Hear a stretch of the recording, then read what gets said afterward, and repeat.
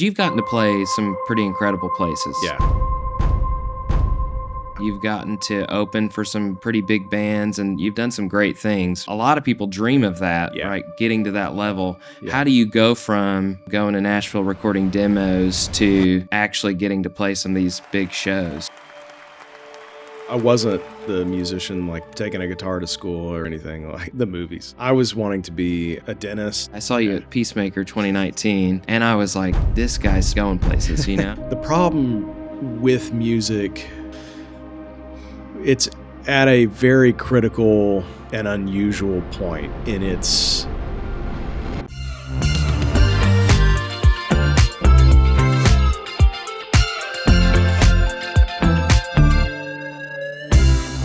Welcome back to the Discover Fort Smith podcast. My name's Josh Bufink with the City of Fort Smith. Sitting next to me is my lovely co-host, Ashley Backert. So sweet. With Discover Fort Smith, the Convention and Visitors Bureau. And today we have a very special guest with us, JD Clayton. He's a local musician and excited to hear your Fort Smith story, hear what brought you back to Fort Smith, and what music you're planning for the future, all those things. So thank you so much for being on today. Thank you guys for having me. Appreciate the time. So my understanding is you grew up here in Fort Smith. Is that correct? That's right. Yep. All right. So where did you go to school? What was it like growing up here? I went to Harvest Time Elementary, which then later turned into Union Christian. Oh, yeah. And went there till about like 7th or 8th grade, and then moved over to Chaffin Junior High and finished out in Fort Smith Public School. Went to Southside and played football, was on the swim team, and cool. Just had a very traditional all-American middle class small town childhood. It was great. So were you playing music while you were in high school? Were you the one that was like singing in the locker room and doing those types of things? I was definitely the one singing in the locker room. I remember distinctly coming in from practice, and I would get all the guys singing The Lion Sleeps Tonight. Like, I'd have the linemen doing the oohs, I was thinking the high part. That would have been funnier, you know? And this is more information than you wanted, but the Southside locker room at the time had unbelievable acoustics in the shower area. And so it was beautiful. It's amazing. Showers do that. They make you feel like you're the best singer. That's right. Yeah. When did you discover this is something I really want to do for the rest of my life? It was kind of late. I wasn't the musician taking a guitar to school or like playing in the hallways or anything like the movies. I was wanting to be a dentist, and I kind of had thought senior year, I was thinking that's what I was going to go. And so I guess the first interaction I had was I was given I was given guitar at a young age, and I would look up YouTube videos and try to teach myself. My grandfather was a banjo player in a bluegrass band. Oh, cool. And so they were the Jesus Man Gospel Band, and they would tour around kind of the region here and serve guys a barbecue dinner and then play a bluegrass show. And so cool. I watched him, have band practice, and I was very interested in that whole thing. And my sister was given a piano. My parents were hoping that she might also pick up an instrument, and I just would, when she wasn't in there, walk into her room and start messing with it and figuring out how chords worked, and kind of I have a very good ear, just really probably from my grandfather playing with him on Friday nights and just learning how music worked. And so anyway, it just kind of developed, and I would get home from school and sit at the piano. They ended up moving the piano into my room. So once they realized that my sister wasn't going to play, and so I feel bad about that. I kind of took that over, but I'd get home from school and play, and then use my, the voice memo app on my phone, and just learn how demos worked. And I was just obsessed with it. But it was never like a thing that I was like, I do music. It was just, you know, something for fun. My dad's a pastor, and he, I guess when I was probably in ninth grade, was pastoring at a college church, and the guy that was the leader of worship left. And so I was like the only one in the group that knew how to play music. So I was immediately thrown into doing the whole thing. And so, I guess I naturally just from doing it on Sunday mornings, kind of got comfortable in front of people playing music. And that, I guess it was senior year, a friend of mine that was in choir, she had constantly been trying to get me to join choir at Southside, and I just wouldn't do it. I don't know why I wasn't into it. And they were having tryouts for folks to sing the graduation song. Oh, nice. And my friend who was in choir, Cammie, she convinced me to audition with her, and we got chosen. And that was like the first time in front of, you know, thousands of people that I ever like performed. And it just was, I just got the bug. And so I guess, you know, school let out a couple weeks later, and I started busking down at the Fort Smith Farmers Market. I saw that you could just set up a guitar and play, and so I was like, I'm going to do that. So I started doing that on Saturdays and playing for 4 hours, just cover songs that I had learned in high school. And college began. I went to UFAS, and it just was kind of within the first semester, it was clear that dentistry was not your calling. It was just not. And I mean, it wasn't that it wasn't my calling. It was just odd. I had never even thought that music was a real thing. It kind of just happened on its own, like things that, you know, we're meant to do typically do, you know? Were your parents caught off guard by this? Like, sudden change of direction? I don't think they were too pleased at first. We're still working on that. But I don't know. Yeah, I just kind of, it just naturally happened. I was in a music appreciation class, and there was this kid that raised his hand that said he played guitar. So after class, I got to know him, and we realized we were in the same dorm. So we started jamming, and cool. Started a band called Small Town Symphony. And that was it. We would make like YouTube videos, and we had our first show at Starbucks on campus. And it was like only my family was the only folks there. Were you writing original songs at that point, or were you doing covers? I tried. I wrote my first. That was when I wrote my first songs, probably either first or second semester.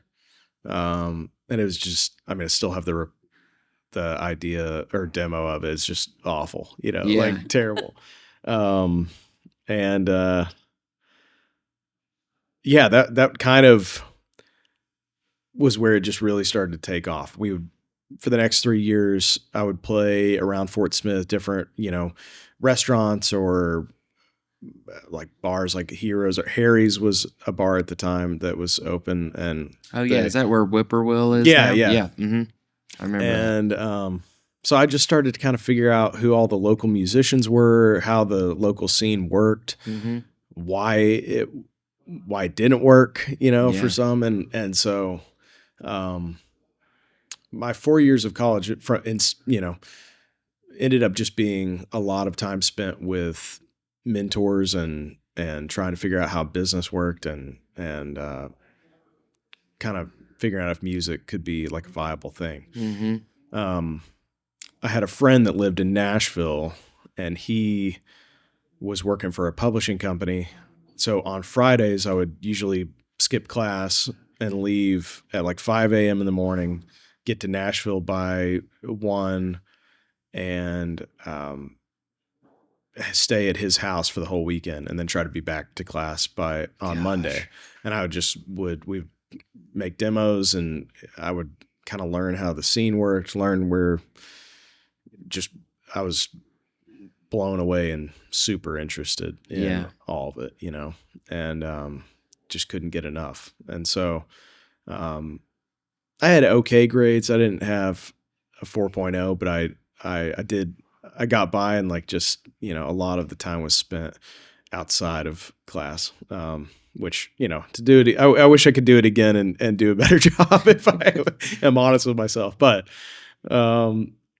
it was what it was, and I got out of it what I needed to get from it. And it was a really great opportunity. And had I gone away or gone to swim in college, I don't know that I would have found music, and I definitely wouldn't have had the mentors that I had. And so I think college is as much about the education you get as like the life skills and the maturing that happens during that time. Yeah.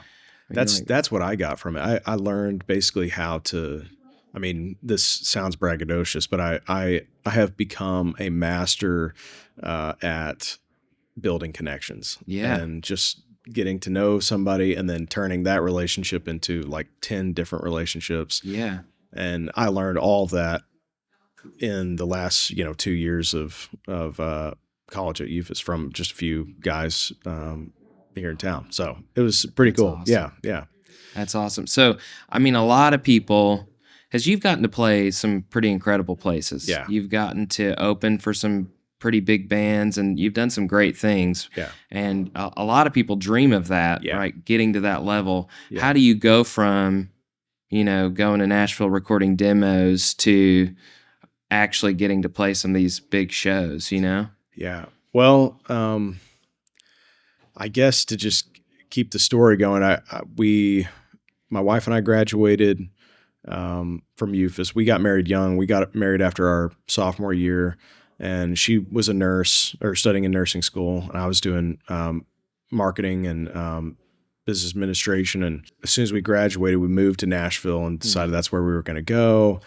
And shortly after getting there, the pandemic hit. Mm-hmm. And so I ended up, work was great for her because she was working at the hospitals. And I ended up taking a job at a landscape company south of Nashville.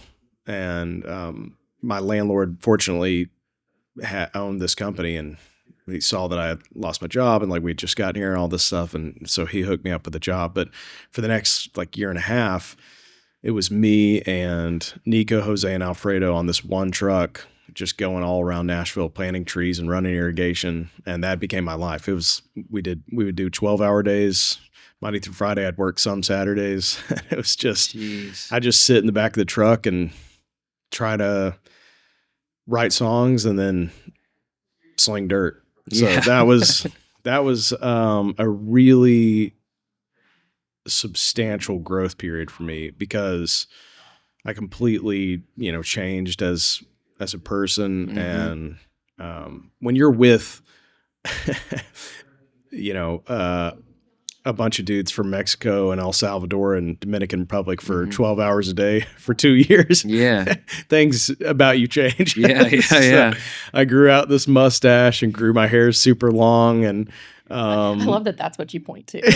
Well, everybody hanging out with me had a mustache. I was like, well, I mean, might as well. I'm not gonna see anybody for 2 years. So, did you learn Spanish? Any Spanish? I got really good at Spanish. I've lost it. I was on the phone with Alfredo the other day because we were his family wanted a deer for the holiday season. I guess it's one of their kids' birthday, and so we went out to try to get him a deer. And I called him, and I lost it. I was like, it's so broken. But there for a minute, I was flying on my Spanish. I could tell that COVID was starting to lift, and I had gathered what I thought were 10 pretty good songs. Mm-hmm. And so I called a producer friend of mine who had done my first EP. I kind of skipped over that, but I had my senior year of college, I finally went to Nashville on like a final trip and recorded an EP, and we had a release show at Harry's, which is now Whippoorwill. And like sold it out, and the whole town came. So that was, I think that moment when we sold out Harry's was the first time that I think myself and my family, everyone was like, oh, this is what he's been working on for 4 years, the last 4 years. And maybe this is going to work out, Right. So after that, when we moved to town, went through COVID, and I had written this album, I called that same producer up, Thomas Doolin, and I said, I've got 10 songs. I don't know how I'm going to pay for this, but I just need you to set aside 2 weeks, and I'm quitting my job, and I want to record this. I've got the band. I know who's going to play on it. And so we went in and cut my first album, Long Way From Home, which was the 10 songs that I wrote during working at the landscape job, just about missing Fort Smith, missing home, and kind of just, I don't know. It was a coming of age album, I guess. Just I kind of had figured out where I needed to be and what I wanted to do. And so that we finished that record, and the next, year was just me sharing it around with anybody who would listen. And it finally got in the hands of an assistant at William Morris that was a graduate of the U of A. She had randomly seen my poster that I had made for a Christmas show we were doing. She always would look at those posters around town to find new talent. And she found my poster, and we ended up getting coffee, and I shared the music with her. And 6 months later, I was signed to William Morris, and then signed to Red Light Management. And they handle, artists like Chris Stapleton and Dave Matthews. And just, so it was a really big turning point, because I had some people that had major credibility in the industry that were backing me, saying that we believe in this project. And so from there, that's to answer your question, that's how I was able to get in rooms that normally I wouldn't be able to get into, because they had the keys to the door and would open these doors for me. So a lot of acts let's take Dwight Yoakam or Old Crow Medicine Show, these legacy or almost legacy acts will come across the country and need a support act that can draw, I don't know, a couple hundred people or so, that has a local name. So anywhere around here in Arkansas or Oklahoma, I was always getting thrown on the slots, even Texas, for these large acts. And they don't pay well, but it's at that time in your career, you're saying yes to everything, and you're willing to jump on, and you get 45 minutes to jump on and try to, blow, with all respect to the main artist, but you want to blow the socks off the crowd and make them wish that you were playing longer, And so that was always our goal. And I remember I saw you at Peacemaker.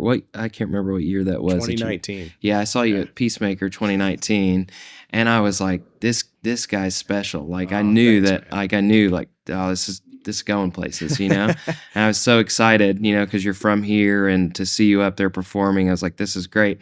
And then I saw you a couple years back play with Flatland Cavalry. Yeah, and I was like, man, thanks. You've gotten better and better over time. Yeah. So. Who has been your influences, on your music throughout time, even locally or nationally? Who influences you? Well, growing up, it was those early 2000s singer-songwriters. My dad did not like country music, so that just wasn't played in the house, really. I didn't even know what country was until high school, when the Southside baseball guys would be playing it on the speakers, and that was I was like, oh man, this is pretty cool. But it was guys like Jack Johnson, John Mayer, Norah Jones, Amos Lee, a lot of these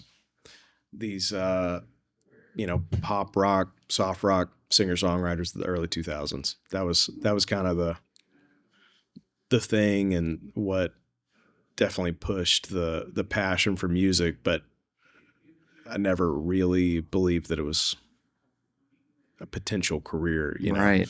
Until later. So yeah, I think, nowadays it's guys like, I'm really fascinated by guys that have built massive careers and made a living with families, like guys like Drew Holcomb.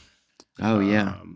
Chris Stapleton is, the best example. He's got a large family and continues to deliver night after night with, lots of, their show is just incredible. So it's like, my band and I are always looking at artists like that for inspiration and if these guys are, 10, 20 years ahead of us, what are they doing? What were they doing at that point that led them to where they are now? And what are they doing now to like be sustainable? And, and also just like keep your mind and everything on what it's all about. Like it's really easy to just start getting into the weeds on the business and especially when you're 900 miles 1,200 miles away from home and you're tired and you didn't get great sleep and you've been driving 8 hours that day in a van with guys that you're starting to get sick of. It's really easy to lose focus on what matters. Yeah. And so you've got to look to, other artists and keep good company around you to like make sure that you don't lose sight of what we're doing here. So talk to us about you get signed, like that moment in time. What did your wife say? What did your family say? Like how did your close-knit circle respond, and what did that celebration kind of look like? It's very exciting. I think everyone still was just, it's just disbelief, it's just like, oh my gosh, like that. And it still is that way. I think a lot of times that's where I have to have my close friends kind of remind me and just how far we've come. Cause it's easy to just you just don't believe that it's real. Still, Right. sometimes it's crazy to even be in these rooms that we've been able to be, blessed to go into. It's just crazy. So, but yeah, just pure celebration. Be just like, oh, what is happening? It's amazing. So you lived in Nashville for a while, full time, and now you moved your family back here. And you mentioned earlier to me outside of recording that you kind of split time back and forth now. Yeah. So what made you decide to move back or to come back? Well, it was like about 3 years ago. We saw that touring was starting to pick up in a big way, and I was just going to be gone all the time. And here in Fort Smith, all my grandparents are still living. My parents are here. My wife's parents are here. It just, when you're staring down the barrel of $2,500 a month for childcare to somebody you don't know, it's an easy sell. So we moved back, and we split time between here and Nashville, but it helps that I can go on the road and know that my wife and kids are, 2 and 5 minutes away from support system. A massive support system. And so that really is helpful. And we're so indebted to our parents and grandparents for all their help, because we definitely would not have been able to do it without their help. So that's awesome. But we still love to get up to Nashville when we can. So yeah. So how old are your kids again? 3 and 1. Okay. Yeah.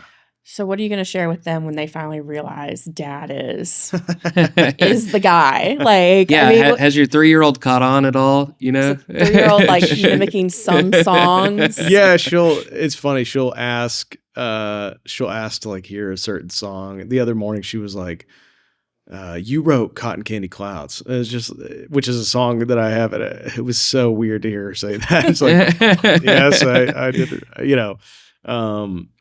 So the other night we were having a birthday party for a family member, and I was asked to play some songs, and my girls were just like right in the front, just running around, you know, while I was playing. It was like that was a moment that I think I at a young age had dreamed of. And then and I didn't expect it to happen, but it just all of a sudden there it was. It was like, here are my kids. Here's all my family. I'm doing what I've worked on for so long, and they're all, you know, getting to spend time with one another. My girls are running around. It was Fun core memory. Yeah, it was really cool. It was really cool. Yeah. So I think my 3-year-old's starting to kind of, I mean, they just know that I play music, but I don't, you know, they don't don't have any idea that, right. You know, when I leave, where I'm going and all this stuff. So I have a couple questions, and then we'll get into, you know, our typical, like, where do you like Rapid to eat fire. type thing. Yeah, nice. All right. We'll make it easy at that point. But so your songwriting process, I'm curious what that looks like for Yeah. you, but I'm also curious, like, how has that changed from whenever you were in college to now you have a family? Yeah. You know, surely some things have changed, you know, drawing on different experiences and stuff like that. Yeah, But definitely. what's your process like? Do you get away in a cabin for a weekend, or, you know? I just have this thought in my mind of what Or it are your looks kids like. yelling from another room? yeah. It's kind of like all the above. Yeah. We, I don't know. Lately, you know, I do have like a little cabin that I work out of. And I'll get over I just there. threw that out there. Yeah, That's pretty cool. I did. Josh's like, I have the inspiration. Yeah. I have our cabin. A lot of artists will, which we're going to do a lot of this in the coming months. Artists will rent an Airbnb somewhere like a cabin, a good distance away, and then they'll have other writers meet them out there, and you'll just spend the weekend with a bunch of writers and try to write as many songs as you can, and do like a little retreat. That's a fun way, and I think more people are doing that now. But yeah, I think just down to basics, you know, I'll sit at either at my piano. That's where I feel most comfortable. We have a big piano in the living room, and I'll just sit down, make a cup of coffee, and sit down and just start to kind of like play chords. And then I don't know. I mean, it's kind of like magic a little bit. It's just, I'll play chords, and something will just, you know, on that random day, something will pique your ear, and then you'll kind of mumble melody along with what you're playing and whatever mood you're in. It's that typically, if I'm happy, it'll be major. If I'm like bummed out, it's usually minor. Right. Go figure. And it, the mumbling melody usually will kind of spark an idea, and then you might kind of, I'll just come up with a line, and that might direct. It just slowly kind of like flows out. And so then, you know, before you know it, you're moving from verse 1 into a chorus idea. And then after the fact, you can go back and move things around. And I'll do that sometimes. I'm working with a buddy that lives in Van Buren, named Matt Putman, that he's good at being like, well, why don't you try taking this verse and moving it over to this section, and let's put it, you know, and that's been helpful to kind of just work through a song if I get stuck. Yeah. You know, so, but that's typically how I do it. I'll just sit with an instrument, and I'm best with melody, and that's where I'll start. I'll just kind of like come up with something that sounds interesting, and then before you know it, an idea comes out, and then you're kind of starting to go down the process of line by line writing a verse, and then a pre-chorus, and then a chorus, and then before you know it, you have your song. So Is there a song that you're like most proud of? That's a good question. I don't know. It's hard because a lot of artists will talk about this. In a given moment, as soon as you write a new song, that's like your favorite, and you're really proud that, because the sensation you get from finishing a song is so. It's got to be like the same as finishing a painting. It's like you just you kind of all of a sudden come to, and you can see where you started when you had nothing, and now you have this fully fleshed out song, and all the life experiences that led to what you're talking about. Even if you're talking about nonsense, a lot of my songs are just made up nonsense. Like, it's not, it didn't happen to me. It's not real. It's just it's just a fictional, fun story. A lot of people shy away from that, though. It's got to be like what happened to you. And that's just bogus. It's just, just like people used to write nursery rhymes or, fiction. It's just creating something that's interesting. And, so it's really fun. It's like working on a puzzle or something. And, before you know it, when it's done, it's just really special. And, yeah. I'm guessing you use like your phone recording Most to of the capture time. all of this. How much of that just gets scrapped at the end of the day? And you're Oh like, my gosh. nope. Yeah, a ton. Yeah. I mean, I probably have, I don't even know how, thousands of recordings on my voice memo app, which I need to back up. But to self, you're welcome. Yeah. But it's all like I could sit here and show you the first time I wrote Long Way From Home on the steps of this apartment complex, and like you can hear like Alfredo like snoring next to me, and I'm just like coming up with the words on the spot, just singing it. And then later that afternoon, I grabbed the guitar and figured out, kind of like where I could do it.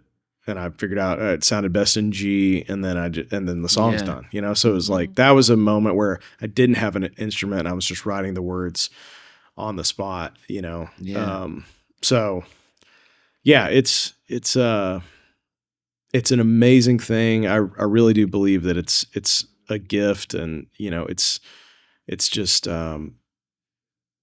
it does feel that way. Oddly enough, it just kind of comes to you when, and a lot of work goes into creative process that leads to the moment that you actually create something. But in the moment, it is tough to explain how you went from having nothing to all of a sudden there's this thing here that can mean so much to, some guy that works in a office in Ohio, and he'll message me on Instagram saying like, this song got me through a tough time. It's like, this is about nothing. It doesn't, I mean, I didn't live this. It means nothing. Yeah. But to him, it means everything. That's crazy. That's an amazing thing. So, yeah, I'm glad to get to do it. I'm glad that that I've been given the opportunity to do this for work, and it's pretty special. I don't know how long it will last. I don't know if it will be a forever thing, but for the last 3 years, I've gotten to do things that a lot of people would kill for, and I'm extremely grateful. So, are you starting to be taught to by like younger that are looking to you to potentially like, hey, pick your brain about things, or can you be a mentor? Like, what is that like, going from someone that needed that to now being that person? It's weird. It's really weird. I don't know that I like it because it ultimately means that I've gotten older, and I've got like 6 gray hairs now. And, I'm sure the light's picking that up. It is cool though, because,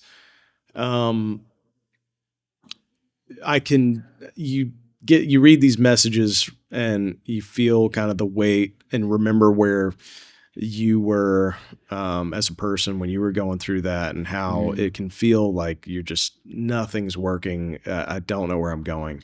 The problem with music, and I don't necessarily want to get into all this, but it's at a very critical and unusual point in its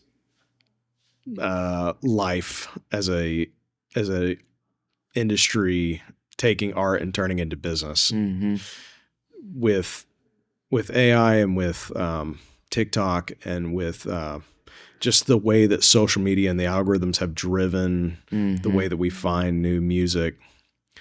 It has it's really great because it has allowed us to find new music, and things that never would have been found have been discovered. But it has in ways altered our reality of, now someone could potentially, and it's happened where somebody got a guitar as they went into college, they filmed themselves singing and playing in their dorm room, and the next thing they know, they're getting offered, huge deals from labels. Where the guy next door in his home has been, practicing and writing and working for 10 years. And that's not, that's just how it goes. It's not, neither one of them deserve it more than the other, but it is fascinating that that's how it's working now. And so it definitely, I think it's caused, there are fewer younger folks coming up to older folks saying, like, how do I do this? They don't need help. There's no, they can just turn on their phone because the guy over there did it. I can just like make a video, and then all of a sudden, like I'm churning up more business than this guy that's been doing it for 10 years. It's like, that's just part of it. But because of that, there's less need for a person to person, older to younger, connection or advice. It still happens, but it's just, that is kind of a weird, it's not the same industry even a year ago. So I don't know what will happen next or where it will go, but you still have to believe that songs and storytelling are the most important thing. If we don't have those, we have nothing. But the way that it flows from writer to listener, and the way that, if we're talking about just business, which isn't the most important thing, it's just, if we're talking about trying to make a living, that the way in which we go about doing that has changed drastically. So do you want to weigh in or give your 30 seconds opinion on AI artists getting record deals? I mean, I think it's kind of, I don't know. I think it's kind of ridiculous. I feel like it's damaging to those that have spent time and effort giving into the industry. Well, I just don't know what, I mean, I think it's going to be a while before we see the damage that's really causing, Yeah. If labels want to sign some dude that, works at a computer designing all this stuff, and, they're going to do it until someone creates a law that says you can't do this. So they're going to, if there's a way to make money, they're going to figure out how to do it, and they'll figure out how to do it ASAP. I mean, just me personally, you didn't ask my opinion. No, now I want to know your opinion. But I mean, I think art is best when it's slightly imperfect, and I think the AI intruding into that makes it more perfect and makes it to where it's not listenable in a lot of ways. So it's, or at least not as interesting, right? Yeah. So it's hard to say. I think that I got to believe that when I sit down and have a conversation over coffee with some of my friends that aren't in the industry, and they immediately are just repulsed by the idea. And I think that is hopeful, because it I think that humans inherently will gravitate towards what is real. We've seen that through Instagram's whole life, TikTok's whole life. I mean, if you take YouTube, for example, right now, like, people are just craving to watch something that feels authentic and real. My buddy Scotty that does Wildfly Productions, this fly fishing video company, his best videos are the ones that are imperfect, that are so raw and natural, just showing guys spending time with one another, fishing, hanging out. And I think that's true with music and art of any form. We always find our way back to like what is true to its core. So it'll have its time. People will make money and AI will serve a purpose. I don't think AI, in and of itself is a bad thing. ChatGPT is a perfect example. There's like, if one source can take everything from the internet and bring it all into one place and help us make a decision on something, by what color matches, would go great with this wall color, and then boom, here's all these sources. That's a useful thing. We can use that. It's all moral. We can use it in any way that we need to. But when we start, I don't know, if we start to, I don't know. I don't have a good enough opinion on the AI music. I believe that it needs to go back to humans working on it. And I think it should be law, but I don't, they're going to argue that up and down if it means they can make a dollar. So, So you mentioned fly fishing. You mentioned you have a friend that does fly fishing.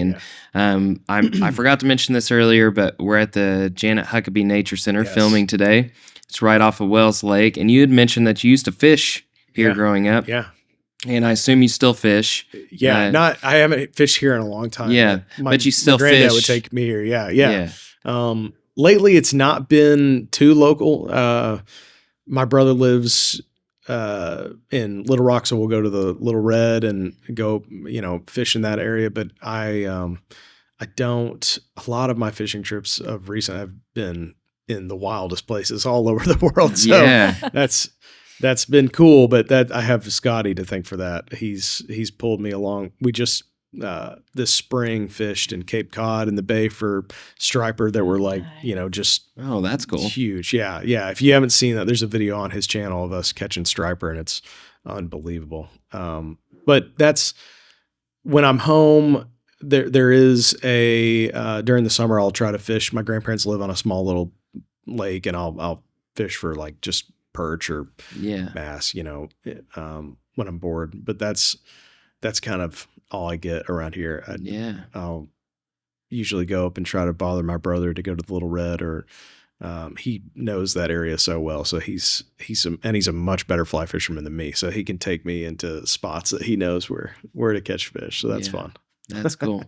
That's cool. What, so, if you and your wife were going out with, on a date night or whatever here in town, where are you guys going to go? Where do you like to eat? What restaurants do you, and then, also with the kids, where do you like to take the kids? Well, I mean, just this week, we spend a lot of time at Diggs now at the bakery district. And I took, some friends were in town. So we took all of our kids to the kids museum right next door, the little play place. But so it's so nice to be able to get a cup of coffee at Fort Smith Coffee, go watch the kids and sit in that area while they play and just have conversations. So nice. So that's been super great. We kind of gravitate towards the same spots all the time. My family is obsessed with Rolando's. Oh, That's kind of our go-to, but I love Pho Vietnam. Yeah.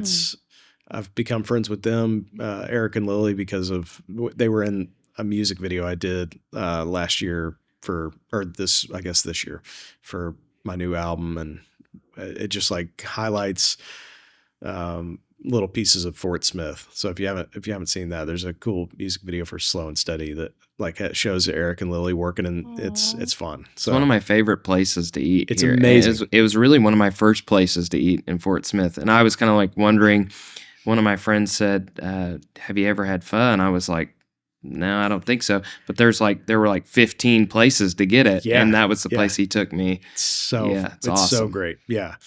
And where else? We also love La Huerta. Yeah, I I can't believe I'm saying this on the. I love La Huerta. yeah, I go to the one on. My favorite one is the one on Rogers. I don't know why. I just feel like like the one by the mall, kind of. yeah, close to the mall. right there at the corner of Yeah, what is that? yeah. I live across this. I live kind of in that area. Okay, so, cool, yeah, cool. Yeah, Yeah, Rogers and right by the Woodsman. yeah, yeah. Mhm. Also shout out to the Woodsman. I go to the Woodsman way too much. But yeah, I think the one on Rogers, their tortillas, something about the homemade tortillas. It's better. It's either that one or downtown. I don't really go to any other location, but something about the one on Rogers, just love it. The chicken tortilla soup there is awesome. Off the charts. Unbelievable. I never would have ordered it. Friend of mine said, you got to get it. Tried it. That's the only thing I get there now. So. I like to branch out and try different things, but when if I'm going in there and like need something quick, you can't beat just a steak and chicken Steven special. Get a couple tortillas. Are you kidding me? I mean, that's unreal. Yeah. I love to eat, so we go to all the places in town. It's we have a lot of great restaurants. I think I'm trying to remember where. Also, I'm trying to throw out all the obscure places. R&R Curry, a little gas station like that. That place is so great. Golly, where else? Yeah, R&R Curry's great. There's great little hole in the walls everywhere. Have you been there to R&R? Oh man, so good. So good. Yeah. Where do you guys like? I like R&R. The chicken tikka masala there's amazing. So good. I like Hideaway Pizza with the kids just because they can be as loud and crazy as they want to there, and it feels like they're just fitting into the natural environment. You know, they give the kids pizza dough to play with, and then they have coloring sheets, and we always play tic-tac-toe and stuff. So just a real family-friendly environment. Nice. They have a great happy hour too. I need to take the kids to that. That'd be fun. Yeah. Nice. And my daughter loves sushi and hibachi. Oh, so nice. we're at Ninja Oh yeah. almost all the time. Yeah, Like they have if ramen too. Yeah, and ramen. Yeah, she's consistently. I'm like, what do you want, Ninja? I'm like, Yeah. okay. Like, we walk in and they're like, hey, We like, had that 3 nights in a row. yeah, exactly. Pretty much. There was weeks where that happened. Yeah. Yeah. So. You gotta also Chick-fil-A is the quick and easy classic. Oh, yeah. Sure. And now that they have that new location on right off 540, Yeah. Mhm. I mean that's good. And That's I mean, good where stuff. else can you go? And teenagers are going to be happy to see you. Yeah. and And it's always their pleasure. Yeah, every always. time. Every time. Yeah, it's a great spot. I love that place. their management team is phenomenal. Like Yeah. ownership, they are another group that Fort Smith and love it here and planted roots and Yeah. they're doing the right things Yeah, they are. for the community. Yeah. Well, thank you so much for being Yeah. on the podcast today and It's been sharing your fun. story. Yeah, and absolutely. I wish you continued success in Thank the you, music man. industry. Thank you. And can't wait for the next. Is there a new album coming out? Can we say that now or? Not as of yet. We are Okay. in the early process of putting pen to paper. So Okay. my hope and goal is that we can put a new album out next year, but it's right now we're just I'm starting to lay the groundwork for what would be a new album. Kind of Yeah. get ideas. All right. Well, when that happens, like, can you come back on the podcast? Yeah. Yeah. Can we do like an unveiling of? and- Yeah. Oh my gosh. That Like, would I'm be- super that excited would about be this awesome. now. Yeah, That'd yeah, be awesome. absolutely. Would love to. Yeah, thank you guys for taking the time. This is fun and great place to do it. Yes. Shout out Janet Huckabee Center. Yeah.